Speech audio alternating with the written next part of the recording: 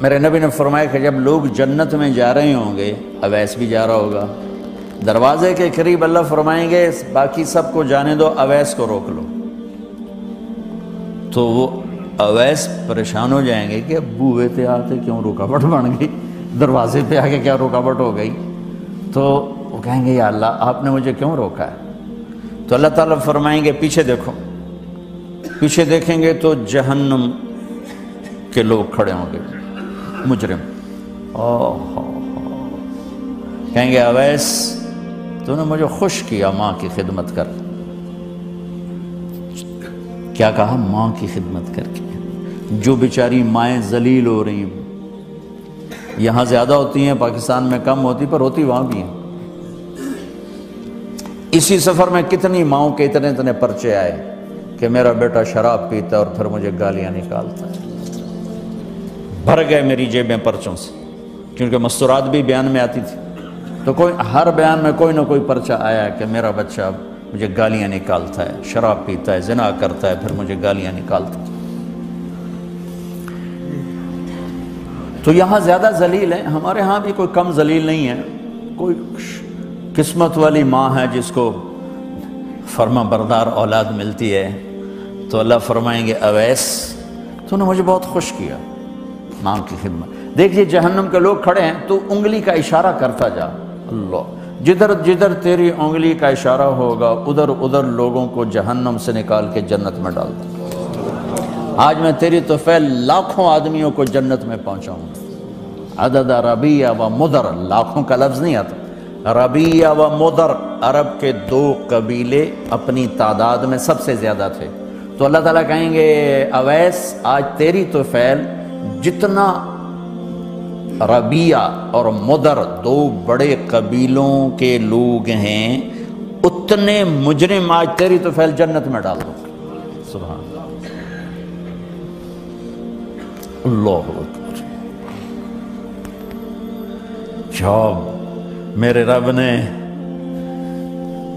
مقام بخشا کہ عمر اور علی سے کہا جا رہا ہے دعا کروانا، اور جنت کے دروازے پر کھڑا کر کے فرمایا جا رہا ہے پیچھے نظر دوڑا، دیکھ جتنے جہنم کے لوگ کھڑے ہیں، اشارہ کر تیرے طفیل آج ربیہ اور مضر کی تعداد کے برابر لوگوں کو جنت میں ڈالوں۔ ایک اور واقعہ بھی سناتا ہوں۔ آپ نے فرمایا میں آج رات جنت میں گیا۔ ایک تو معراج ہے جو جاگتے ہوئے، خواب میں تو بہت دفعہ ہوا، آج رات میں جنت میں گیا۔ میں نے آواز سنی قرآن کی تلاوت۔ میں نے پوچھا یہ کون تلاوت کر رہا ہے؟ ان کا جی یہ حارثہ بن نعمان ہے۔ تو آپ نے کہا حارثہ بن نعمان؟ وہ تو مدینے بیٹھا ہے۔ دیکھو آپ کو سنانے کے لیے مائک لگا ہوا ہے اوپر، تھوڑے سے لوگ آپ، اور حارثہ کی آواز جنت میں جا رہی ہے اور وہ مدینے بیٹھے ہوئے ہیں، 7 آسمان پار کر کے آواز جا رہی ہے۔ کیسے پوری جنت میں اس کی آواز کیوں آ رہی ہے؟ کہ یا رسول اللہ انہوں نے ماں کی ایسی خدمت کی ہے کہ اللہ تعالیٰ نے خوش ہو کر کہا ہے حارثہ جب قرآن پڑھے ساری جنت کو سناؤ، ساری جنت کو سناؤ۔ اچھا کیسی خدمت کرتے تھے؟ ماں کی کیسی خدمت کرتے تھے؟ ان کے کپڑے بیوی سے نہیں دھلاتے تھے، خود دھوتے تھے۔ ہم لوگ اپنی بیویوں پہ ڈنڈا چڑھا کے کھڑے تھے، میری ماں دے کپڑے دو، میری ماں دی روٹی پکا، میری ماں نو چاہ بنا کے دے۔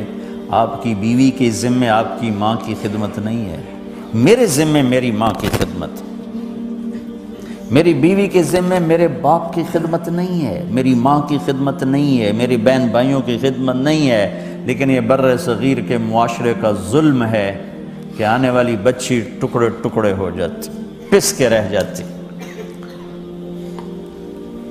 اور ایک ظلم و ستم کی چکی میں وہ قیمہ بن جاتا ہے۔ ساس کا ظلم، سسر کا ظلم، خامد کی بہنوں کا ظلم، بھائیوں کا ظلم، تانے بولیاں۔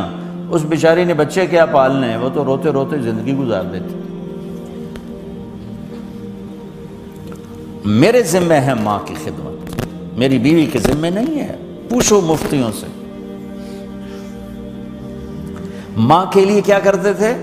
سالن خود بناتے تھے، آٹا گوندتے تھے، روٹی پکاتے تھے، پھر تھالی میں پلیٹ میں رکھ کر ماں کو سامنے بٹھا کر خود کھلاتے تھے، کھلاتے بھی خود، اور ماں کو تیل لگاتے، کنگھی کرتے، جوئیں نکالتے۔ اور کبھی اماں کوئی کام کہہ دیتی اور سمجھ میں نہیں آیا تو یہ نہیں کہتے تھے ماں جی کیا جے، اپنی بیوی کو باہر بلا کر کہتے ماں جی نے کیا کہا ہے مجھے سمجھ میں نہیں آیا۔ ایک دفعہ موسیٰ علیہ السلام نے پوچھا یا اللہ میرا جنت کا ساتھی کون ہے؟ تو موسیٰ علیہ السلام نے فرمایا فلاں قصائی تیرا جنت کا ساتھی۔ تو موسیٰ علیہ السلام تھوڑا سوچ میں پڑ گئے کہ قصائی تے موسیٰ دا جوڑ کے میں بہ گئے، فلاں مجاہد، فلاں عالم، فلاں ولی اللہ، وہ تیرا جنت کا ساتھی، قصائی تیرا ساتھی۔ تو موسیٰ علیہ السلام نے پتہ پوچھا اور پہنچ گئے۔ تو وہ گوشت کی دکانوں میں ایک دکان اس کے بھی تھے، میں بٹھا چوکڑی مار کے تھا اپنا بیچی جاندہ تھے، ٹکی جاندہ ہے۔ کوئی موسیٰ علیہ السلام کو اسپیشل چیز نظر نہیں آئی۔ جب شام کو وہ چلنے لگا، جب وہ اس کا گوشت ختم ہو گیا تو اس نے ایک ٹوٹا تھیلے میں ڈالا اور چل پڑا، موسیٰ علیہ السلام بھی ساتھ چل پڑے۔ وہ گھر پہنچا تو موسیٰ علیہ السلام نے کہا میں آ جاؤں؟ کہا جی آ جاؤ۔ اس نے وہاں جا کے کیا کیا، بوٹیاں بنا کے ہانڈی چڑھا دی، پھر آٹا نکال کے گوندھا، اس کو نرم ہونے رکھ دیا، سالن تیار کیا، پھر روٹی تیار کی، ٹرے میں رکھا۔ ایک عورت اس طرح پڑی تھی، اس کو جا کے ہلایا، ماں جی، آنکھ کھولی، ایک ہاتھ سے اٹھایا، سہارا دیا، دوسرے ہاتھ سے نوالے بنا بنا کے کھلاتا رہا۔ تو اس نے یوں سر ہلایا کہ مطلب میری بس۔ تو اس کا منہ صاف کیا اور اس کو سہارا دے کے لٹانے لگا تو کچھ بڑبڑائی۔ موسیٰ علیہ السلام ذرا فاصلے پر تھے، سن نہیں سکے کیا کہا۔ موسیٰ علیہ السلام نے فرمایا میرے بھائی یہ کون ہے؟ کہا جی میری ماں ہے، اور میں جب صبح جاتا ہوں نا کام پر تو اس کے سارے خدمت کر کے روٹی پانی کھلا پلا پھر میں جاتا ہوں، پھر جب شام کو واپس آتا ہوں تو پہلے میں اس کی یہ خدمت کرتا ہوں۔ بیوی سے نہیں کہا، خود کیا۔ ہم اپنی بیویوں کو کتنا ذلیل کرتے ہیں، اور 99% جو ساس ہے وہ نیگیٹو ہے اور ظالم ہے۔ 99% ساس نیگیٹو ہے اور ظالم ہے، اور ہمارے بچوں کو ہوش نہیں کہ میری ماں ہے، میری ماں ہے۔ ماں کی وجہ سے بیوی کو تباہ نہ کرو، اور بیوی کی وجہ سے ماں کو تباہ نہ کرو، اس میں بیلنس کرو۔ بیوی کے عشق میں ماں باپ ذلیل نہ ہو، اور ماں باپ کے عدم میں بیوی ذلیل نہ ہو۔ یہ دونوں نوحے میں سن رہا ہوں، اس لیے بول رہا ہوں، دکھ سے بول رہا ہوں۔ کہا جی میں شام کو پھر اس کی خدمت کرتا ہوں، اب بچوں کو بعد میں دیکھتا ہوں۔ کہا اچھا یہ بتا یہ کیا کہہ رہی تھی؟ لٹا رہے تھے۔ کہنے لگا جی بس ماں جو ہوئی جب بھی خدمت کرتا ہوں تو کہتی اللہ تجھے جنت میں موسیٰ کا ساتھی بنا۔ میں تو جی کمی کسائی تے موسیٰ کلیم، میرا دا کی جوڑ ہے۔ میں کہا پترا تیرا جوڑ بنا چھڑے تیری ماں۔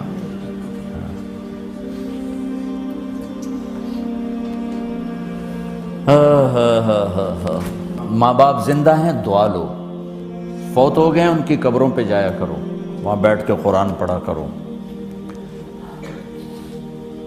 جو بچہ پڑھے گا وہ اتنا طاقتور ہو کے ماں باپ کو لگے گا، اگر وہ فوت ہو چکے ہیں۔ زندہ ہیں دعا لو، مر گئے ہیں ان کے لیے ان کی قبر پہ نہیں جا سکتے ہو، یہاں کی زندگی بہت تیز ہے، کبھی تو جایا کرو، کسی ویکنڈ پہ چلے جایا کرو، کسی اتوار پہ چلے جایا کرو، کسی ہفتے کو چلے جایا کرو، مہینے بعد 2 مہینے بعد، سال میں ایک دفعہ سے، کہ یہ ان کا حق ہے، ان کا حق ہے۔ اور ابن القیم رحمۃ اللہ علیہ نے ایک واقعہ لکھا ہے کہ عبداللہ بن مطرف رحمۃ اللہ علیہ نے خواب دیکھا کہ قبریں پھٹیں اور لوگ نکلے اور کوئی چیز ایسے اٹھا رہے ہیں، ایسے اٹھا رہے ہیں، ایسے اٹھا رہے ہیں۔ ایک آدمی نکلا اور جا کر ایک درخت سے ٹیک لگا کے بیٹھ گیا۔ یہ اس کے پاس جا کر کہتے ہیں بھئی آپ کون لوگ ہو؟ وہ کہتے ہیں ہم ایمان والے ہیں۔ کہ یہ کیا ہو رہا ہے؟ کہ جو رشتہ دار ثواب بھیجتے ہیں یہ وہ اکٹھا کر رہے ہیں۔ کہ تم کیوں نہیں اکٹھا کر رہے ہو؟ کہ میرا بیٹا حافظ قرآن ہے، ایک قرآن روزانہ ختم کر کے مجھے بھیج دیتا ہے، تو میں نے پرچون دی لوڑ نہیں رہ جاندی، میرا تھوک دا کام۔ کہ تیرا بیٹا کیا کرتا ہے؟ کہ اس کی مٹھائی کی دکان ہے بازار میں۔ آنکھ کھل گئی، صبح ہوئی تو پہنچ گئے، بازار کھلا، دیکھا تو ایک نوجوان بیٹھا ہوا اور مٹھائی بیچ رہا اور ہونٹ ہلیں۔ پہلے اس کو نا چیک کرتے رہے، پھر اس کے پاس آئے، بیٹا تیرا نام کیا ہے؟ وہی نام تھا جو خواب میں سنا۔ یہ کیا پڑھ رہے ہو؟ کہ جو قرآن پڑھ رہا ہوں۔ کتنا پڑھتے ہو؟ 1 ختم روزانہ پڑھتے ہو۔ کیا کرتے ہو؟ کہ والد کو ایصال ثواب کرتا ہوں۔ کیا اتنی مشقت کیوں اٹھاتے ہو؟ کہ وہ میرے لیے بہت کچھ چھوڑ گیا، میں چاہتا ہوں میں بھی اس کے لیے کچھ حصہ بنتا رہوں۔ تو یہ والدین کے حقوق میں سے ہے کہ اگر وہ چلے گئے ہیں ان کے لیے ایصال ثواب کرو۔